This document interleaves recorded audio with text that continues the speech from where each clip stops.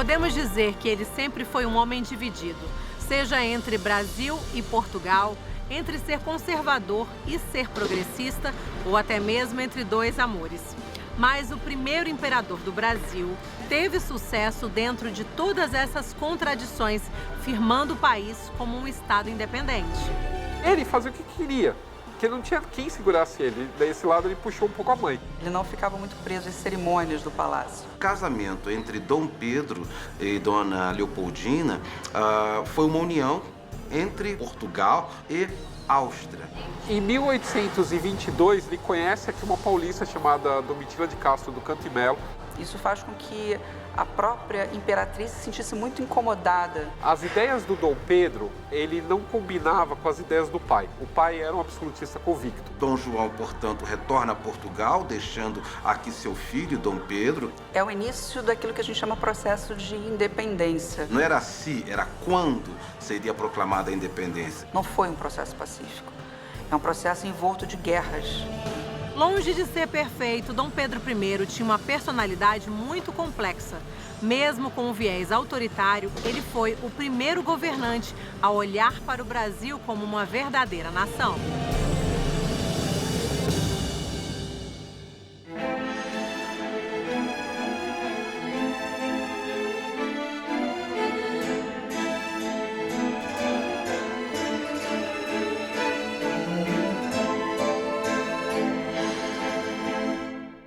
No ano de 1798, enquanto os baianos tentavam se separar de Portugal e abolir a escravidão com a revolta dos alfaiates, nascia em Lisboa aquele que viria a ser o primeiro imperador do Brasil. O Dom Pedro, ele nasce em Queluz, no dia 12 de outubro de 1798. Ele era filho do Dom João VI e da Carlota Joaquina. O contexto é ainda dessa questão toda das guerras napoleônicas, do que vai acontecer com Portugal, pressionado de um lado pela Inglaterra, pelo outro lado pela Espanha e pela França. O casal, na época, já era meio desunido, o Dom João e a Dona Carlota, tanto que ele vai ser criado em Queluz, onde vivia a avó, que tinha problemas mentais. A infância dele está muito relativa a esse relacionamento entre esposo e Dona Carlota, né? É um relacionamento muito conturbado, uma vez que Carlota Joaquina é uma espanhola típica, né? E vai se relacionar com o português, que é um pouco mais pacífico, um pouco mais pacato.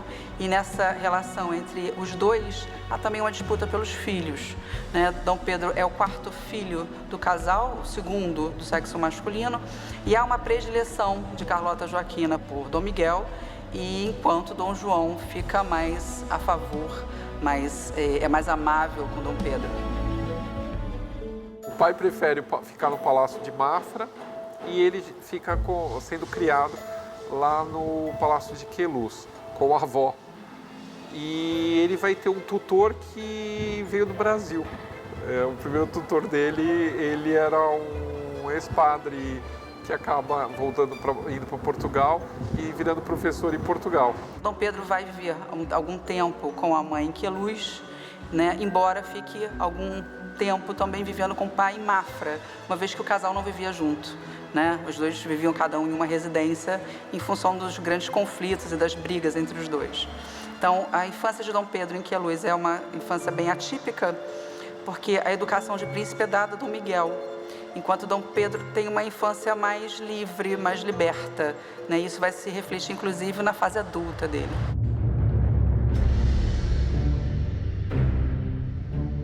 A família real precisou fugir das tropas de Napoleão, que se preparava para invadir Portugal, e o Império Lusitano transferiu sua sede para sua colônia das Américas.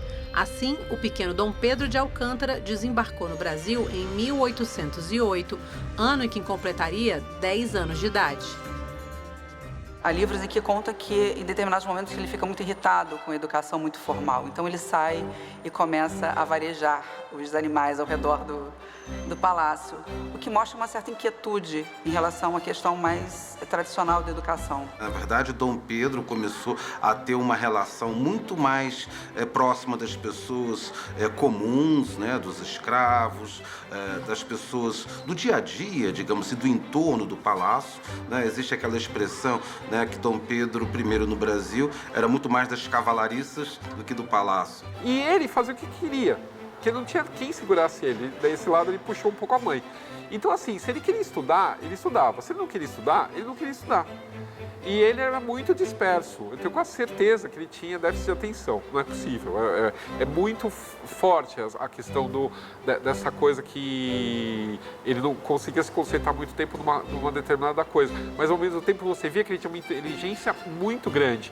Tanto que a parte musical dele, tem pesquisadores portugueses que chamam ele de príncipe orquestra, por causa da quantidade de instrumentos que ele tocava, que ele conhecia, e também por causa que ele vai aprender regência, ele vai compor. Então, na questão da música, ele era muito concentrado, ele conseguia se concentrar na música, e lá realmente ele vai se desenvolver bem.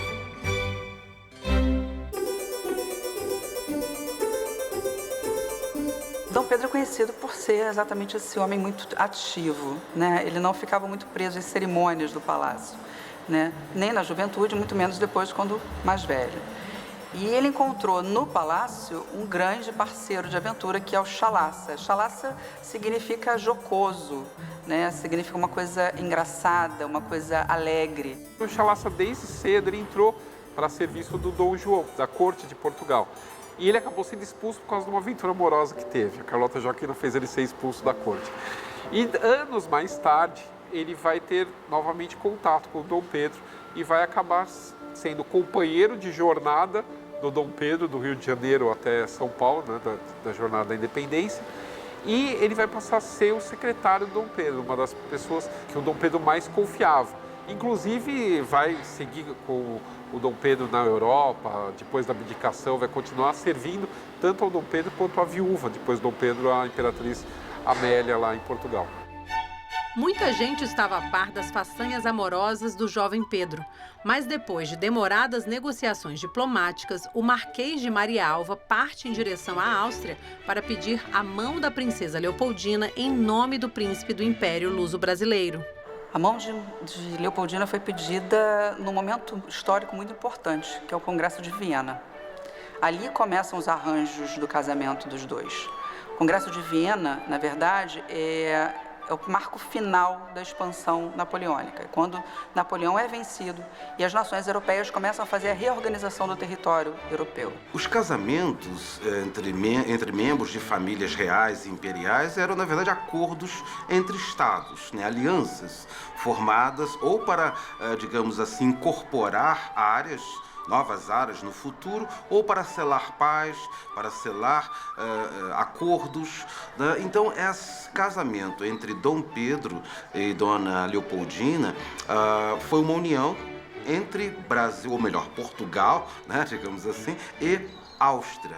Um ano depois eles se casam, né, se casam por procuração. É o tio dela que vai representar Dom Pedro no ato do casamento. E ela chega depois, 90 dias depois, ao Rio de Janeiro, para conhecer o seu, então, marido já, né? O Marquês de Maria Alva já tinha acertado tudo, enfim, o casamento já era efetivo. Então, ela já chega aqui como a rainha ou a imperatriz, né? E conta alguma coisa que ela se decepciona bastante na chegada com o espaço geográfico. Entretanto, ela se encanta por Dom Pedro. O mesmo a gente não pode dizer que ele tenha feito por ela, né? Porque manda um retrato para cá com ela com feições muito finas, muito requintadas. E quando ela chega, ele não a reconhece da mesma forma. Então, dizem que quando há um encontro entre os dois, rola uma certa decepção dele em relação a ela, mas do contrário, uma paixão instantânea dela por ele.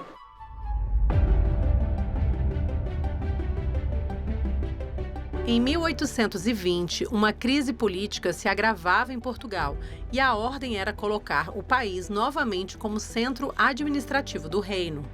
Fica uma situação muito insustentável para Portugal estar sendo governado por um inglês, que era um ministro inglês. E nesse momento, então, as cortes portuguesas começam a exigir o retorno de Dom João e de toda a corte para Portugal, para que então fosse restaurada uma monarquia. Inicia a chamada Revolução do Porto, em 1820, em que não só se exigiu o retorno da monarquia, mas que o Brasil voltasse à condição colonial, não mais de Reino Unido, né? E que todas as condições anteriores à vinda da corte retornassem como eram então. Dom João, portanto, retorna a Portugal, deixando aqui seu filho, Dom Pedro, que passou a exercer a função de príncipe regente, literalmente o príncipe regente, para tentar, digamos assim, dar uma sobrevida para esse modelo de governabilidade. Ele vai fazer várias coisas até que começam a vir essas pressões das cortes para que ele volte para Portugal, e ele quer cumprir o que havia sido estabelecido, que era respeitar as cortes. Mas o pai dele mesmo já havia dito uma coisa antes de partir do Brasil, que se o Brasil tivesse que se libertar, que fosse por ele que havia de me respeitar, né? O Dom Pedro haveria de respeitar o Dom João. Então, aparentemente, eles veem essa questão da independência do Brasil como um fato que vai acabar sendo consumado. Dom Pedro consegue um apoio político que propiciou o início do rompimento definitivo. O fico pode ser entendido como início do rompimento definitivo na medida em que ele rasga, né, as amarras com as cortes. Ele desobedece essa orientação, esse mando, né, essa ordem, e aqui permanecendo ele cria de fato as condições para o rompimento definitivo. É o início daquilo que a gente chama processo de independência, né? Ou seria um dos inícios, já que a gente pode dizer assim que tiveram vários. Mas o Dia do Fico é um marco importante porque nesse momento se declara uma ruptura com Portugal.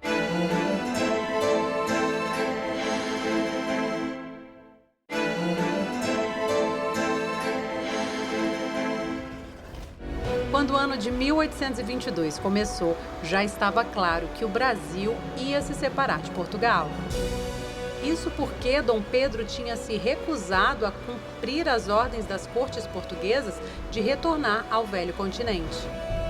Durante todo o processo de independência, Dom Pedro trocou correspondências com o pai, o rei Dom João VI, que já tinha retornado a Portugal. Nessas cartas não se falava necessariamente em independência, mas sim na manutenção da coroa de Bragança nos dois continentes. Na verdade, esse período entre 21 até 7 de setembro de 1822 foi uma história já esperada, uma situação já esperada, só dependia, né, do momento, ou seja, não era se, era quando seria proclamada a independência. A tensão até setembro de 1822 vai estar muito grande. Serão várias correspondências entre as duas realezas, né? A realeza do Brasil ainda não estabelecida, ele está como príncipe regente, e as duas realezas trocando ameaças simultâneas, né? Inclusive ameaça de guerra, e Dom Pedro está sempre resistindo com o apoio do Partido Brasileiro, né? Alguma resistência do Partido Português, mas com grande apoio do Partido Brasileiro e, sobretudo, de alguém que liderava esse partido, que era José Bonifácio.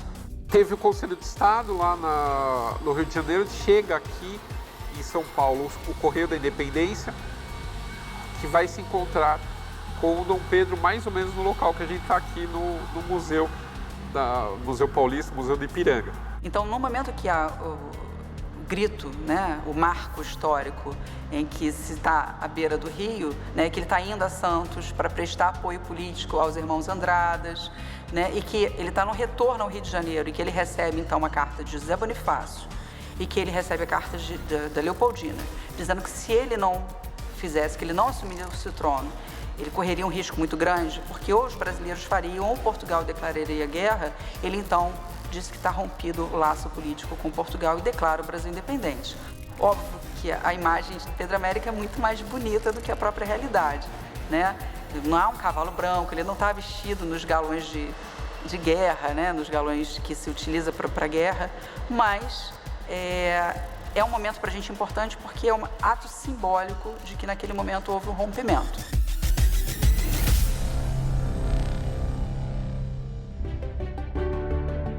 E aí as câmaras, a Câmara do Rio de Janeiro oficia outras câmaras e vilas do Brasil para aclamarem um príncipe, o Dom Pedro, como imperador do Brasil. Aí as respostas das câmaras começam a chegar em outubro de 1822, lá no Rio de Janeiro. Então, em 12 de outubro, que é o aniversário do Dom Pedro, é feita a aclamação dele como imperador do Brasil, por aclamação dos povos, lá no Rio de Janeiro, na Praça da Aclamação. E aí vai ter a coroação em dezembro de 1822. Um movimento de independência seria um desafio, porque você teria que manter o território unido, né? Um território de uma vastidão muito grande, em que você tem aristocracias locais muito fortes, mas que deveriam se manter unido por uma monarquia, né? O que não aconteceu com as demais colônias espanholas, por exemplo, em que você tem todas se tornam repúblicas. O Brasil fica como monarquia, a única monarquia na América. No primeiro momento, 1822 até 1825, né, justamente um momento para fora. Foi um movimento em busca do reconhecimento da independência, né, da formação de um novo Estado, e para dentro foi o estabelecimento das bases, ou seja, da organização político-administrativa de um novo Estado. Um novo Estado que se definiu como uma monarquia constitucional, portanto, uma Constituição precisava ser escrita. A Constituição ela vai tentar manter essa amarração, essa unidade territorial, né? Estabelecendo uma lei única, né? Estabelecendo um voto censitário, estabelecendo alguns direitos, estabelecendo a cidadania brasileira. Essas serão as principais características dessa Constituição que foi outorgada. Isso é muito importante que a gente tenha em mente, né? Ela não foi votada, ela foi imposta. Com ares de conquistador latino, o impetuoso Dom Pedro teve várias amantes ao longo da vida. Mas o sentimento despertado por Dona Domitila de Castro superou os limites de um romance discreto. Ele a conhece em uma viagem a Santos, né, se namora, né, e dentre tantas outras, ela é a de mais longa duração. Dom Pedro teve com Domitila 5 filhos, né, e que viviam em comunidade dentro do palácio. Isso faz com que a própria imperatriz se sentisse muito incomodada com a convivência da amante e dos filhos no espaço familiar da família real, né? da corte real. Isso faz com que o casamento entre Dom Pedro e a própria imperatriz seja um casamento muito tenso, de muitas brigas, de brigas muito intensas, né? De violência, inclusive. E é um escândalo o relacionamento dele com a Domitila, a partir do momento que ele nomeia ela dama camarista da imperatriz e também por causa dos títulos que ele dá a ela, né? A história da nossa independência não se resume a correspondências trocadas até o Grito do Ipiranga. Diferente do que aparenta, não foi uma independência mansa e pacífica. Ela foi repleta de sangue, suor e de guerras. Desde junho de 1822, a Bahia é em guerra, porque uma parte da Bahia quer responder diretamente ao príncipe regente aqui. A maioria dos comerciantes baianos, que na verdade eram comerciantes portugueses, eles não querem perder esse contato diretamente com Portugal. Então essa elite portuguesa no norte, no nordeste, na Bahia, no Grão-Pará, em vários lugares do Brasil, eles querem continuar. Por quê? Porque você tinha, pelo regime dos ventos, né, lembrando que era embarcação à vela, era mais fácil você chegar em Lisboa do que no Rio de Janeiro. Como o Brasil não tinha, digamos assim, um contingente militar capaz, né, de garantir essa luta ou a vitória, nós sabemos, né, que Dom Pedro e aqueles que apoiavam, digamos, a independência, contrataram inclusive mercenários, né, tínhamos mercenários ingleses, franceses, lutando aqui por essa causa, e outras regiões que tinham uma conexão muito mais direta, digamos assim, com Portugal, acabaram sendo derrotadas, né, pelas tropas que defendiam justamente a criação de um novo Estado.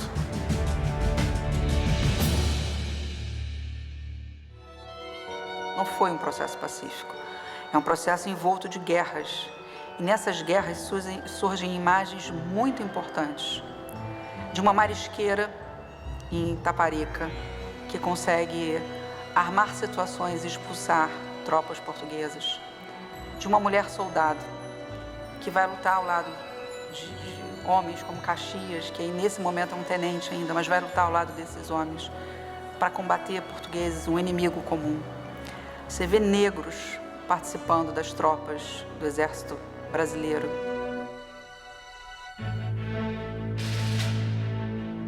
Para que Portugal reconhecesse a independência, Dom Pedro I foi forçado a abrir mão dos seus direitos à sucessão da coroa portuguesa. Porque vamos imaginar a seguinte hipótese, né? De Dom Pedro I como herdeiro também da coroa portuguesa, ele poderia muito bem reunir novamente Brasil e Portugal, tendo o Brasil como cabeça. Portanto, Portugal, para reconhecer a independência, obrigou literalmente Dom Pedro I, que Dom Pedro I abrisse mão dos seus direitos à sucessão da coroa portuguesa. E ele o fez em nome da filha, Maria da Glória, a filha mais velha, irmã, portanto, de Dom Pedro II, que deveria se casar com o tio, Dom Miguel, e que exerceria, digamos assim, o poder em nome da sobrinha. Chegamos à Noite das Garrafadas, esse momento de auge de crítica do imperador, né, em que as populações nacionais veem o imperador como alguém que está perdendo territórios e perdendo a popularidade. Nesse ínterim, morre Dom João VI em Portugal e o trono português fica vago. Dom Pedro, para não perder o trono, para que o trono não ficasse vago, ele então nomeia a filha, Dona Maria da Glória, para ser a rainha do trono português. Entretanto, ela é jovem e ele dá então a mão da filha ao Dom Miguel, que é irmão dele. E Dom Miguel vai para Portugal e assume o trono, no lugar da própria sobrinha e futura esposa, e usurpa o trono. Em 1826, enquanto Dom Pedro viaja para combater uma guerra na província da Cisplatina, onde atualmente é o território do Uruguai, no Palácio de São Cristóvão, morre a imperatriz Leopoldina. A morte da Leopoldina ela é envolta de muita crítica da população de uma maneira geral. Embora os relacionamentos entre marido e mulher fossem aceitos, inclusive atos de violência à época, o que hoje é inadmissível, os conflitos entre eles dois, em razão das inúmeras amantes de Dom Pedro, faz com que a Leopoldina entre num processo de definhamento pessoal. Isso faz com que a população veja Dom Pedro de uma maneira muito ruim, né? Porque a questão familiar é muito importante para um estadista, né? E ela era uma figura muito popular. Então, quando ela morre, a crítica sobre ele é muito grande nos jornais. A busca por uma noiva para Dom Pedro II, agora uma segunda, foi um processo difícil, na medida que a fama, né, de Dom Pedro I ganhou espaço, chegou à Europa. Então, os negociadores, os ministros encarregados de encontrar, né, uma noiva tiveram muito trabalho. Isso foi ao final, né, encontrar e conseguiram, né, a negociação para o casamento com Dona Amélia de Leuchtenberg, que, portanto, era uma menina de 17 anos, uma princesa de 17 anos, que se casa, portanto, com Dom Pedro I. Com o passar dos anos, o imperador foi perdendo o prestígio de outrora. A demasiada atenção dada às questões portuguesas, bem como os arroubos absolutistas que o fizeram fechar a Assembleia que ele mesmo criou, acabaram deixando Dom Pedro impopular aos olhos dos súditos. Ele era muito intransigente com algumas coisas, ele não abria mão do poder facilmente. Então, essa questão das províncias quererem se autogerir, para ele isso é um absurdo. Ele vai contra isso e tem a questão da morte do pai. Mesmo ele abdicando, mesmo ele dando o trono para a filha, essa filha depois vai voltar para o Brasil, porque o trono dela foi tomado pelo tio. Então, existe uma corte portuguesa instalada no Rio de Janeiro. E esses portugueses se juntam a essa corte. Então, aquela animosidade que a gente vê acontecendo durante a Assembleia Constituinte de 1823 volta à carga com tudo. Os brasileiros têm medo de que vire colônia novamente de Portugal. Tem várias questões e que também são usadas por inimigos políticos. Essas questões são manipuladas pela imprensa inimiga do Dom Pedro. Então, acaba ficando insustentável continuar no Brasil. Ele acaba indo de volta para Portugal para reassumir o trono português, como Dom Pedro IV, né? No momento em que a filha deveria assumir, mas o trono é usurpado pelo próprio tio, que viria a ser o marido dela, Dom Miguel, né? Dom Miguel entra em guerra com Dom Pedro. Dom Pedro ganha, porque tem o apoio da aristocracia local, e Dom Miguel foge. Paira uma suspeita se Dom Miguel, de fato, é filho legítimo de Dom João. E aí a própria população de Portugal não apoia que ele assuma o trono, porque vê que ele é muito mais descendente do trono espanhol do que do trono português.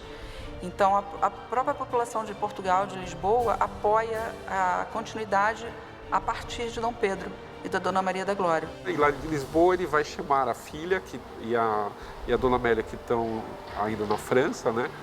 Ficaram na França enquanto ele estava tentando resolver a questão em Portugal.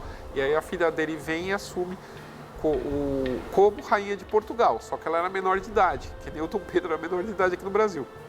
Então ele assume como regente da filha. O problema é que ele já estava doente, e ele sabia que ele estava doente, ele estava com tuberculose, que provavelmente pode ter adquirido durante o inverno no cerco do Porto. E aí ele vai morrer de tuberculose, onde ele nasceu, no Palácio de Queluz, no mesmo quarto que ele nasceu, na sala Dom Quixote, no Palácio de Queluz, em 1834, com 36 anos de idade. Quer dizer, ele fez milhares de coisas em pouquíssimo tempo.